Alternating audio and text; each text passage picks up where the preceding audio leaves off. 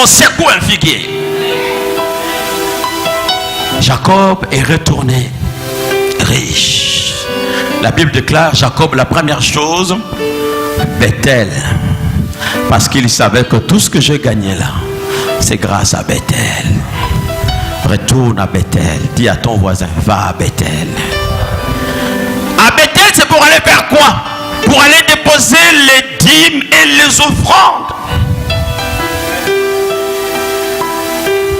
que tu avais promises à l'Éternel, que tu n'as jamais réalisé. Arrêtez de faire le vœu. Les vœux là, vous lisez vous-même. Seigneur, si tu me fais ça, je ferai ça. Seigneur, Dieu est toujours fidèle. Il vient toujours au rendez-vous. Je vais terminer. Amen. Amen, amen. Écoute, chaque fois que tu fais un bien dans la maison du Seigneur, tu ajoutes une marche sur ton échelle d'élévation. Je parle à quelqu'un.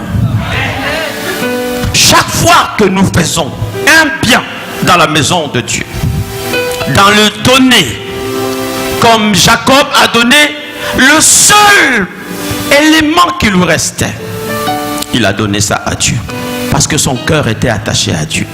La Bible nous dit dans, je termine par ce verset, Luc chapitre 6 verset 38. Jeune homme, tu peux nous lire ça s'il te plaît? Il est écrit: donnez et il vous sera donné. On versera dans votre sein une bonne mesure, serrée, secouée et qui déborde, car on vous mesurera avec la mesure dont vous vous serez servi. Les gens récitent ce verset sans en comprendre l'importance. La Bible dit: donnez et il vous sera donné. Amen. Donnez et il vous sera donné. Un jour, un pasteur prêchait dans une église. Un pasteur américain. Il avait amené beaucoup de dollars dans son sac. Il prêche, il a cité ce verset. Il dit: donnez et il vous sera donné.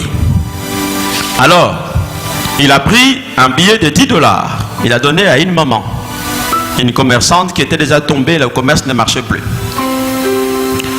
Alors, il prêche, il dit maintenant à la maman: si tu me donnes les 10 dollars que je t'avais donné, je te donnerai un autre billet encore. Bon, 10 dollars, c'est pas beaucoup, c'est comme 10 000 francs. La maman a donné. Le monsieur, il prêche. Il sort maintenant 50 dollars. Il donne à la maman. Il prêche. Il dit: si tu me donnes les 50, je donnerai encore un autre billet. La maman, elle a donné. Il prêche. Après, il donne. Il prend un billet de 100 dollars. Il le remet. Maman est contente. Oh, bon. Dans sa tête, les calculs ont commencé.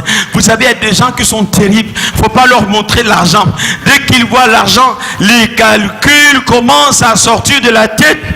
Même les dettes qu'il avait, que l'autre avait déjà oubliées, commencent à sortir de la tête. La maman commence à voir: je vais acheter ça, je vais faire ça. Quelque temps après, le prédicateur vient. Il dit: donne-moi encore tes 100 dollars là. Si tu me les donnes, je te donnerai un autre billet. 100 dollars. Bon, elle a quand même donné. Elle a donné. Après quelques temps, le prédicateur vient, il vient avec 200 dollars, il donne. Et on m'a dit: mon Dieu, mon commerce va être bien. Là, c'est 200. Commencez le commerce avec 200. Le prédicateur vient encore, il dit: bon, donne-moi tes 200 dollars, je te donnerai. Au fond de son cœur, et s'il ne donne pas? Et s'il ne donne pas, il peut changer. De toute façon, c'est son argent, je n'ai rien fait.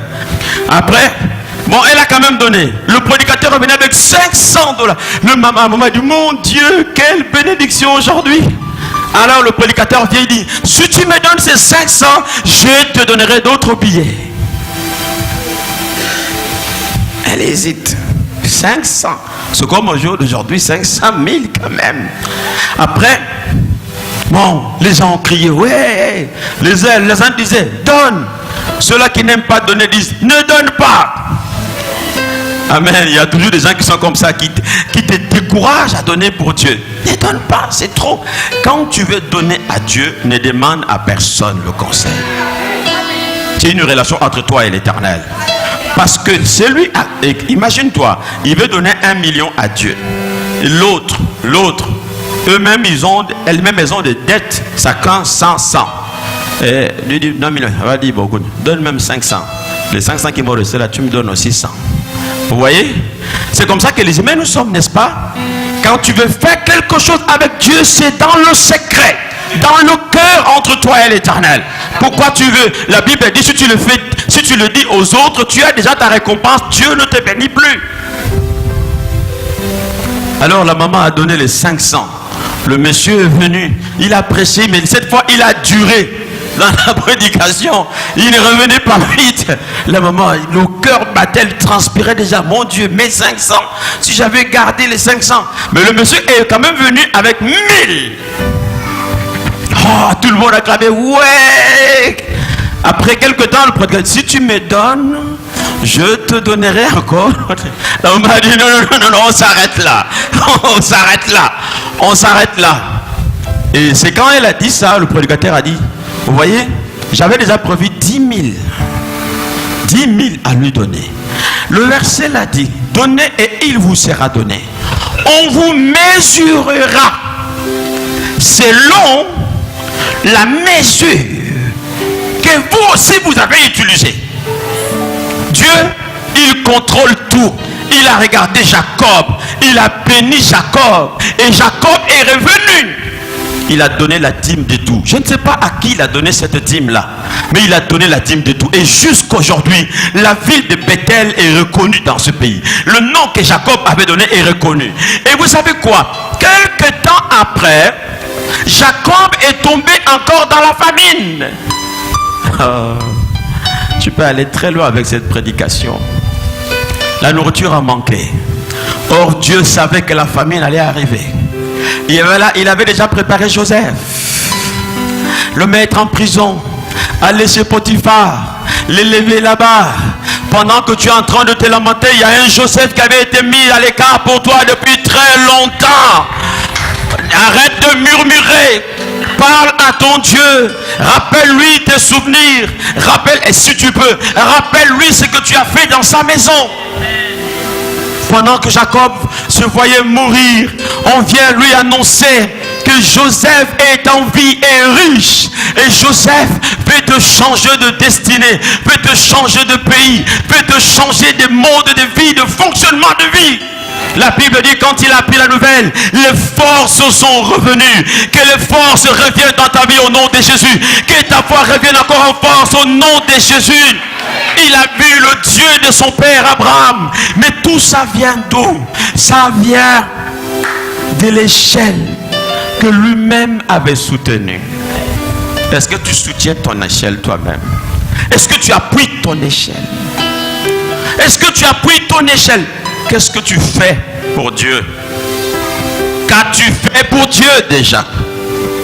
Déjà pour payer la dîme, tu ne payes pas la dîme.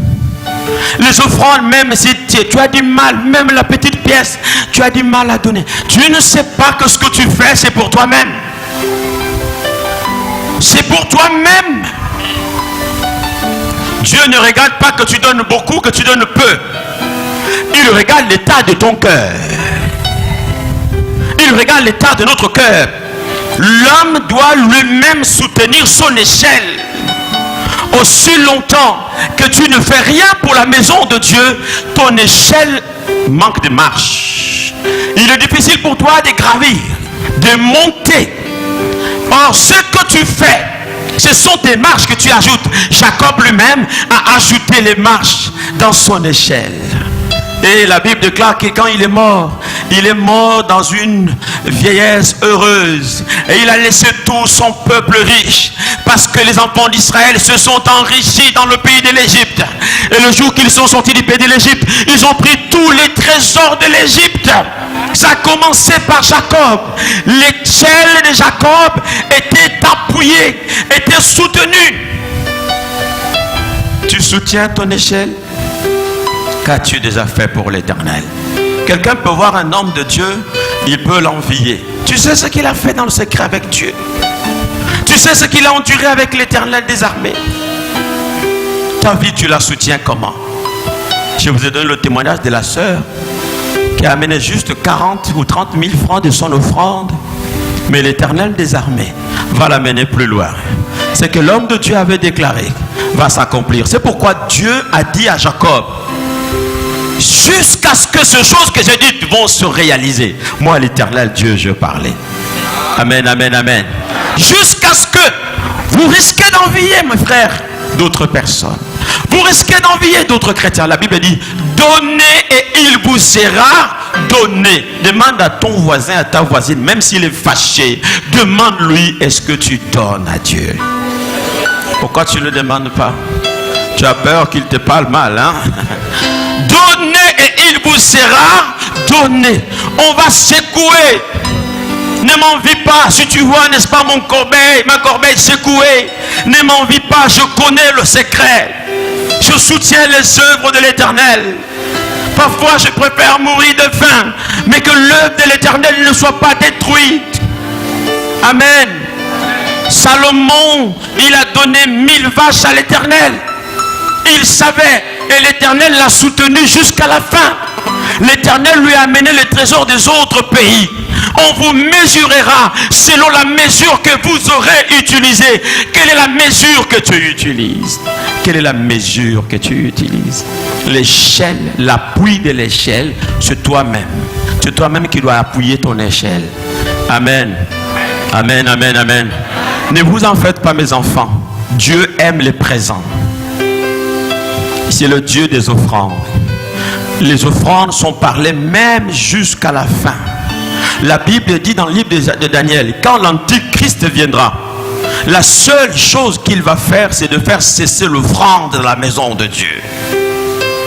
Celle, l'entrée de Dieu chez toi, la bénédiction de Dieu chez toi, par une offrande.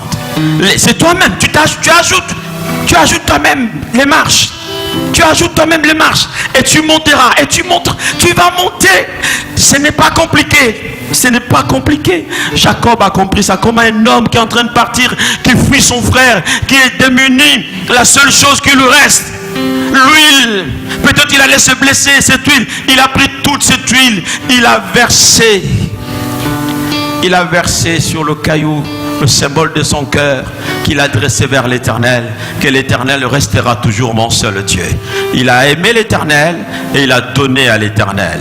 La Bible déclare que la femme Marie de Magdala, qui était une femme prostituée, en voyant Jésus, la richesse qu'il a eue dans la prostitution, tout ce grand parfum qu'il avait, elle est venue, elle a versé sur le corps de Jésus. Elle a versé sur le corps de Jésus. Et le Seigneur a prononcé une parole. Elle a dit, partout, on annoncera la bonne nouvelle, on parlera de Marie de Magdala. Amen. Un jour, j'étais en train de marcher dans la rue de Paris, je vis un grand temple, je crois 6 fois, qui est notre maison. C'est nommé là-bas en Italie, Marie de Magdala. Même dans les grands temples, on parle de Marie de Magdala. Vous savez, les enfants, il y a des choses que, si vous les négligez, vous pouvez être fort dans la sainteté, dans la prière. Ce n'est pas ça ce qui change votre vie pour votre montée. Pour votre montée, vous avez besoin d'une échelle. Mais l'échelle est déjà là pour tout un chacun de nous.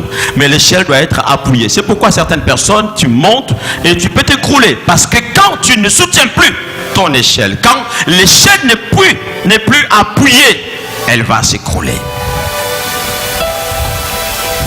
Quelqu'un a compris? Amen. Amen. Si tu ne crois pas à cette parole que je l'ai dite, je la garde pour moi. Parce que l'échelle de Jacob, c'est un secret pour tous les grands. Ceux qui veulent aller très loin, ils préparent, n'est-ce pas, l'appui de leurs échelles. Au nom de Jésus. On acclame la parole de Dieu.